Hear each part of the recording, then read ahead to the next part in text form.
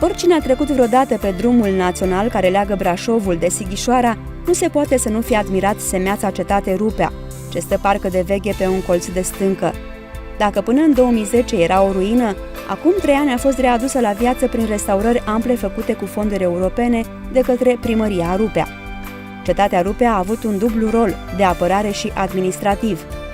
Cetatea este atestată documentar de la 1324, sub numele de Cuholm, și a servit ca ultim refugiu al sașilor răsculați împotriva regelui Carol Robert de Anjou al Ungariei.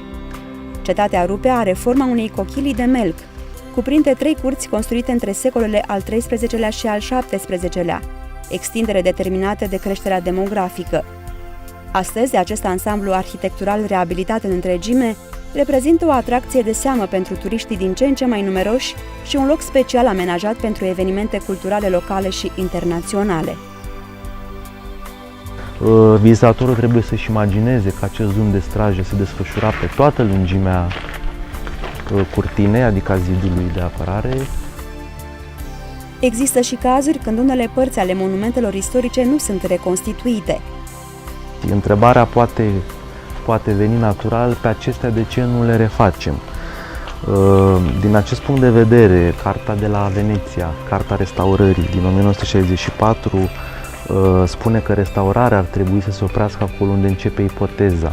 Cu alte cuvinte, dacă nu sunt informații suficiente, atât informații scrise poate de către cei care au trecut pe aici prin trecut sau informații sub formă de desene, de litografii, în acest caz restaurarea ar trebui oprită. Odată pătrunși în fortăreață, turiștii pot admira cele 4 turnuri impunătoare. Turnul Porții avea rol de apărare și este prevăzut cu guri de scurgere a păcurii. Turnul Slăninii este și el o atracție. Aici erau depozitate rezervele de iarnă ale localnicilor. Turnul Slujitorilor este cel în care stăteau străjerii, dar cel mai impresionant este cel al cercetașilor. Este cel mai înalt și de aici turiștii au o panoramă superbă.